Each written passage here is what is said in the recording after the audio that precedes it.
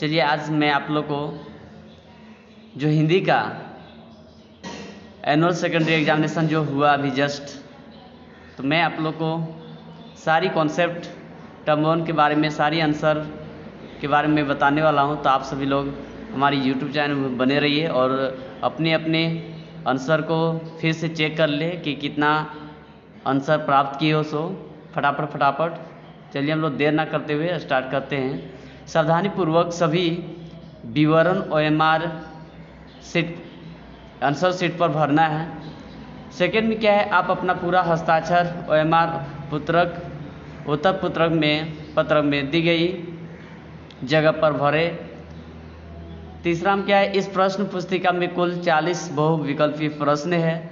तो सभी जो प्रश्न है उन सभी प्रश्न का मान जो है वह 1 अंक का है और उन सारी क्वेश्चन को अटेम्प्ट करने की ज़रूरत है, क्योंकि यहाँ पे बिल्कुल आपको किसी तरह कोई दिक्कत नहीं होने वाला है। नेगेटिव मार्क्स बिल्कुल नहीं है, तो आपको घबराने की ज़रूरत नहीं है।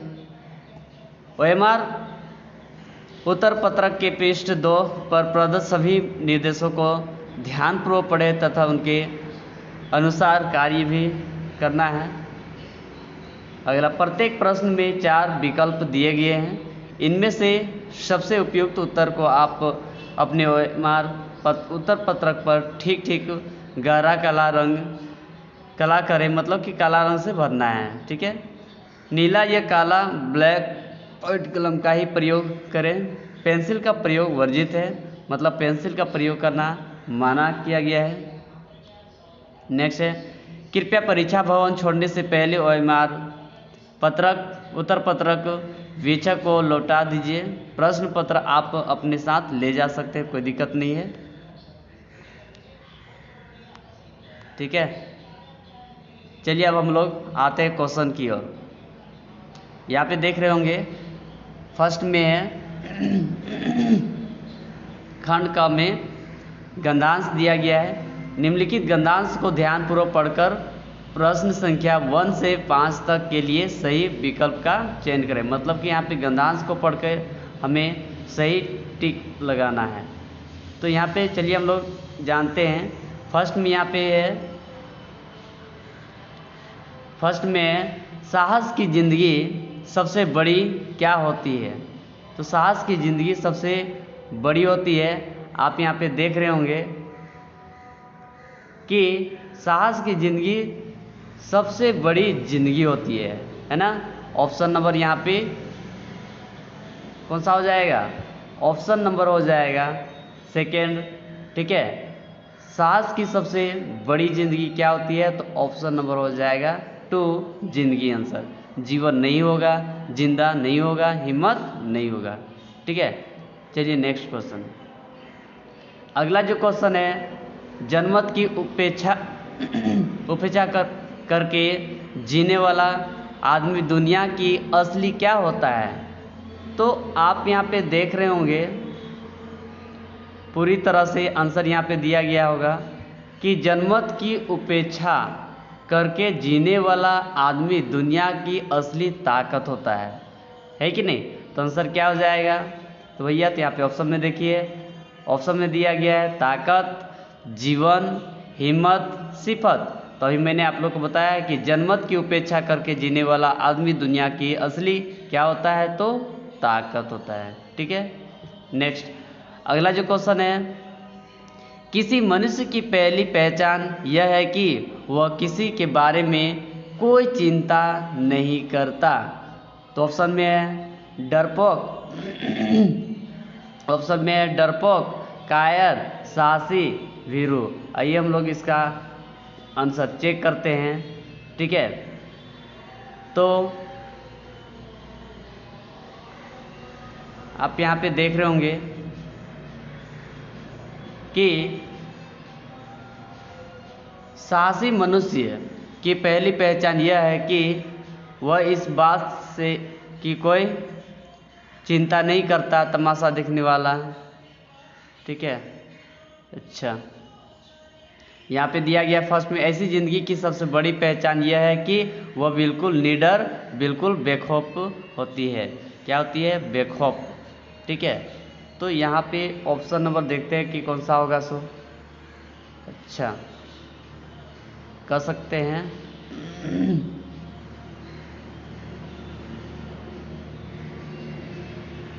नीडर मतलब कि साहसी, ठीक है। तो ऑप्शन नंबर यहाँ पे हो जाएगा, किसी मनुष्य की पहली पहचान यह है कि वह किसी के बारे में कोई चिंता नहीं करता।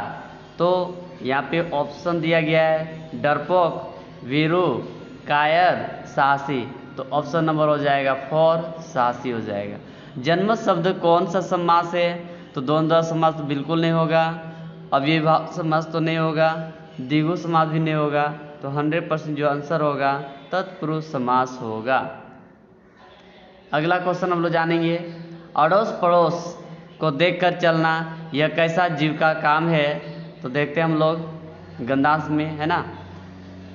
तो आप यहाँ पे देख रहे होंगे कि अड़ोस पड़ोस को देखकर चलना यह साधारण जीव का काम है। तो ऑप्शन नंबर हो जाएगा, यहाँ पे दिया गया है क्या होगा, साधारण, असाधारण, डरपोक, असामान्य। तो ऑप्शन नंबर फर्स्ट हो जाएगा, साधारण हो जाएगा, ठीक है। आई होप यहाँ तक आप लोग को क्लियर हो गया होगा। अब हम लोग आगे की ओर चलते हैं। अगला क्वेश्चन है, हंस लो दो क्षण खुशी मिली वरना जीवन भर क्या कामना पड़ेगा? क्रंदन, चंदन, वंदन, पलायन, ठीक है। तो ये हम लोग ऑप्शन में यहाँ पे ढूंढते हैं कि क्या होगा सो। तो यहाँ पे देख रहे होंगे, हंस लो फर्स्ट में, हंस लो दो क्षण खुशी मिली वरना जीवन भर क्रंदन है, ठीक है। तो आंसर यहाँ पे कौन सा हो जाएगा? तो ऑप्शन नंबर हो जाएगा, यहाँ पे देख रहे होंगे, हंस लो दो क्षण खुशी मिली वरना जीवन भर क्या है? तो क्रंदन, ऑप्शन नंबर सेकेंड, ठीक है। चलिए अगला, दूरतलक किसकी गाथा है? दूरतलक किसकी गाथा है? आकाश, झरना, सागर, धरती, ठीक है। तो यहाँ पे देख रहे हैं गंधांश में कि दूरतलक धरती की गाथा है। किसकी गाथा है? धरती की गाथा है। तो यहाँ पे ऑप्शन नंबर हो जाएगा, धरती की गाथा है, तो ऑप्शन नंबर हो जाएगा 4, ठीक है। दूरतलक किसकी गाथा है? तो धरती का। नेक्स्ट क्वेश्चन है, नील गगन का एक शब्द क्या होगा? तो नीलांबर होगा। क्या होगा? नील गगन का एक शब्द क्या होगा? नीलांबर, ठीक है। चलिए हम लोग अगला क्वेश्चन में जाते हैं, खिलता फूल क्या हो जाता है? म्लान, म्लानी, अम्लान, इनमें से कोई नहीं। आइए हम लोग देखते हैं खिलता फूल क्या हो जाता है, ठीक है। तो यहाँ पे देख रहे हैं खिलता फूल म्लान हो जाता है, ठीक है। तो ये हम लोग ऑप्शन में टिक मारते हैं। यहाँ पे ऑप्शन नंबर फर्स्ट में ही दिया गया है कि खिलता फूल क्या हो जाता है? तो क्या हो जाएगा? म्लान हो जाता है। आई होप ये भी आप लोग को क्लियर हो गया होगा, इसमें कोई दिक्कत नहीं होगा। नेक्स्ट क्वेश्चन है, जब सावन घनघिर जाते हैं तब कौन छिप जाता है? जब सावन घनघिर जाता है, ठीक है, तो कौन छिपता है? तो आप लोग को ये पता होगा, जब सावन घनघिर जाते हैं तब कौन छिपता है? तो ऑप्शन नंबर हो जाएगा सेकेंड। यहाँ पे देख रहे होंगे सेकेंड में यहाँ पे क्या दिया गया है? तो शशि, ठीक है, ये हो जाएगा आपका शशि। ओके, यहाँ तक भी आप लोग कोई दिक्कत नहीं होना चाहिए। अगला क्वेश्चन है, निम्न में से किस वाक्य में अकर्मक क्रिया है? बच्चा खेल रहा है, वह पुस्तक पढ़ रहा है, पिताजी रेडियो सुन रहे हैं, माँ भोजन बना रही है। तो अकर्मक की बात रही है, यहाँ पे बच्चा खेल रहा है, यहाँ पे कोई कर्म नहीं है, तो ये मेरा फाइनल आंसर हो जाएगा, बच्चा खेल रहा है। नेक्स्ट क्वेश्चन अगला में है, निम्न में से कौन सकर्मक क्रिया है? तो सकर्मक क्रिया जिसमें कर्म भी हो, ठीक है।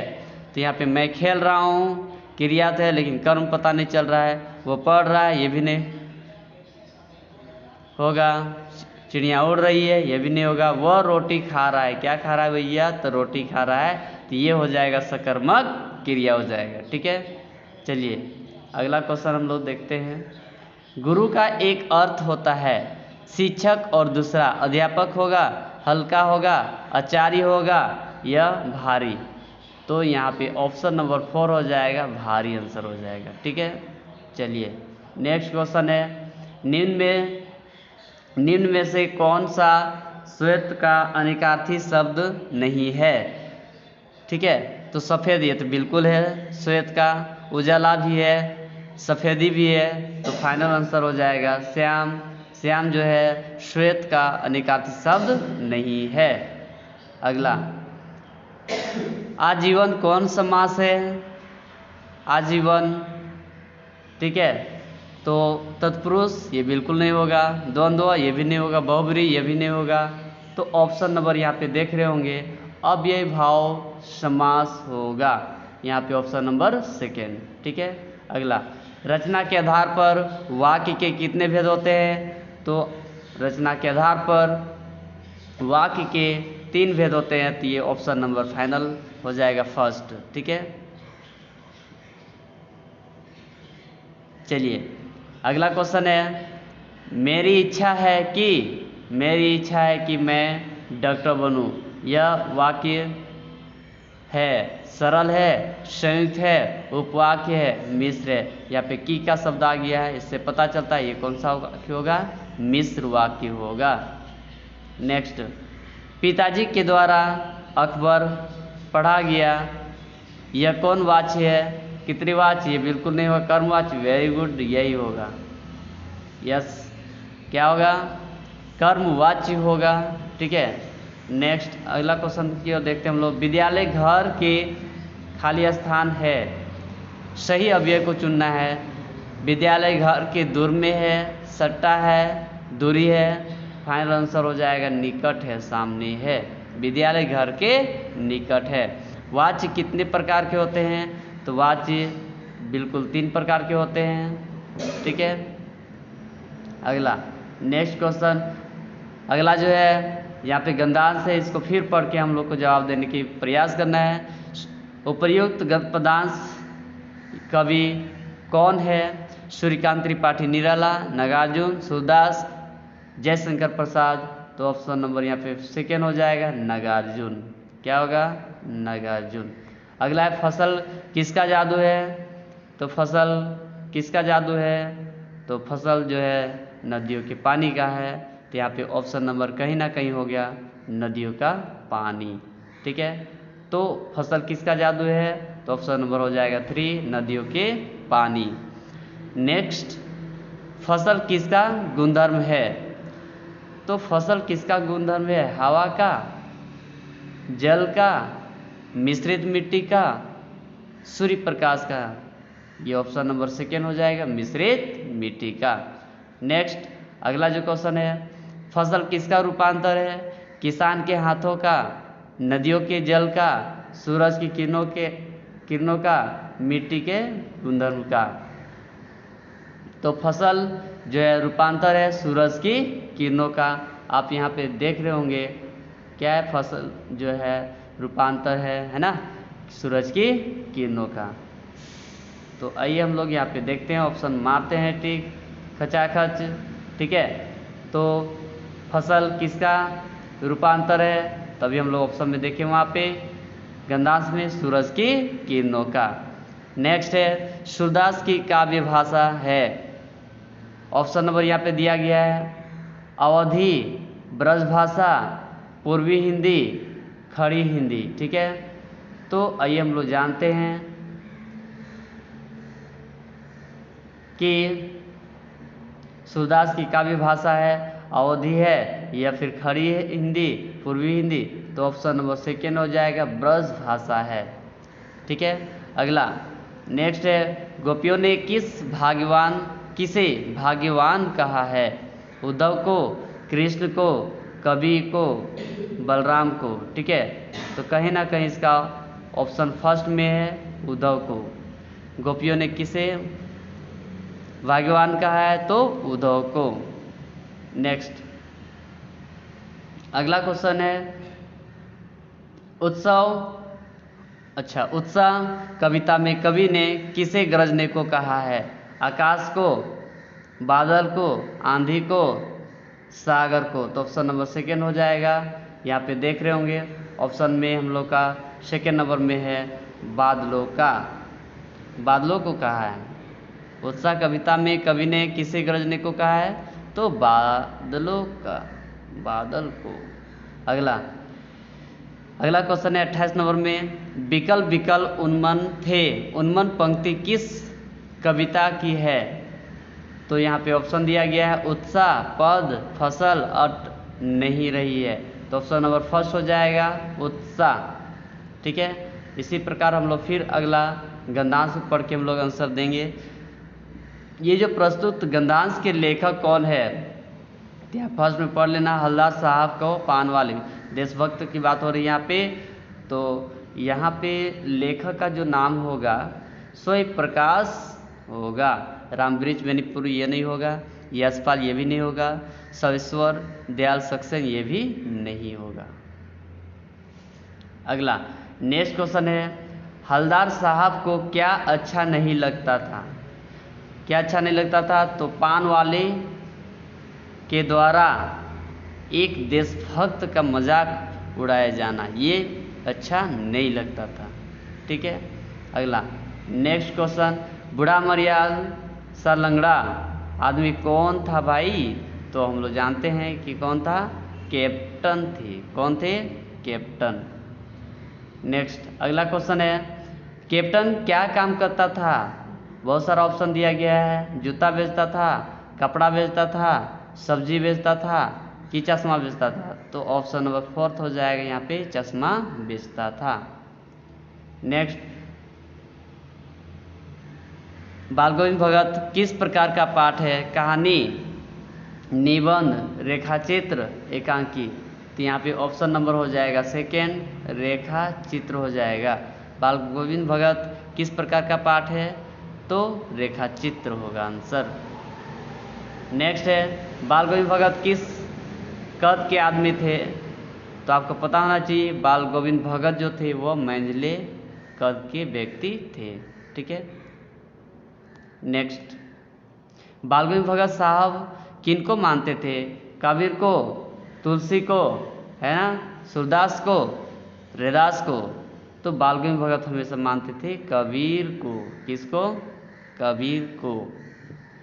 नेक्स्ट क्वेश्चन है अगला, बाल गोविंद भगत की संगीत साधना का चरम उत्कर्ष किस दिन देखा गया? तो ऑप्शन नंबर यहाँ पे दिया गया है, जिस दिन उनका बेटा जन्म लिया, जिस दिन उनका बेटा का विवाह हुआ, जिस दिन उनका बेटा गृहस्थ बना, जिस दिन उनका बेटा मरा। तो ऑप्शन नंबर बिल्कुल 4 होगा, जिस दिन उसका बेटा मरा। नेक्स्ट क्वेश्चन है, यहाँ पे भी गंधांश पढ़ के ही देना है, जब कभी मैया हमें अचानक पकड़ पाती तब हमारे लाख छटपटाने पर भी। तो ये जो गंधांश जो दिया गया है लेखक कौन होगा? तो ऑप्शन नंबर यहाँ पे दिया गया है ऑलरेडी, शिव पूजन सहाय, कमलेश्वर, शिव प्रसाद रुद्र, अज्ञेय। तो ऑप्शन नंबर यहाँ पे फर्स्ट हो जाएगा, शिव पूजन सहाय। ठीक है, चलिए नेक्स्ट क्वेश्चन, कड़वा तेल किसे कहते हैं? अरे भाई कड़वा तेल नहीं जानोगे, हम लोग डेली खाते हैं, है कि नहीं? तो बहुत सारे लोग ऑप्शन में मार दिया है, करंज तेल, तो तीसी तेल, है ना, तो नारियल तेल, लेकिन ऐसा बिल्कुल नहीं है। ऑप्शन नंबर हो जाए 4, सरसों का तेल होगा। ये है कड़वा तेल का दूसरा नाम से इसको पुकारा जाता है। नेक्स्ट, लेखक की माँ काजल कहाँ लगाती थी? तो लेखक की जो माँ थी वो काजल नाभि और लीलार में लगाती थी, नाभि और लीलार में लगाती थी। नेक्स्ट क्वेश्चन है, लेखक किसकी गोद में सिसकते सिसकते बाहर निकलते थे? बाबूजी की गोद में, माँ की गोद में, नौकर की गोद में, दादाजी की गोद में? तो ऑप्शन नंबर यहाँ पे फर्स्ट हो जाएगा, बाबूजी की गोद में। नेक्स्ट है अगला, अच्छा 40 था क्वेश्चन ना, तो उम्मीद करते हैं कि आप सभी लोग 40 में 40 अंक लाएं कि आप कितना अंक प्राप्त किए। आप इस वीडियो को ज़रूर देख लीजिएगा और अंतिम में अच्छा लगे, बेहतर लगे तो लाइक शेयर करना बिल्कुल ना भूलिएगा और साथ ही साथ हमारे YouTube चैनल को सब्सक्राइब भी कर लीजिएगा ताकि आने वाला नोटिफिकेशन सबसे पहले आपके तक पहुंचने में लेट ना लगे। सो बहुत बहुत धन्यवाद इस वीडियो को देखने के लिए। Thank you so much.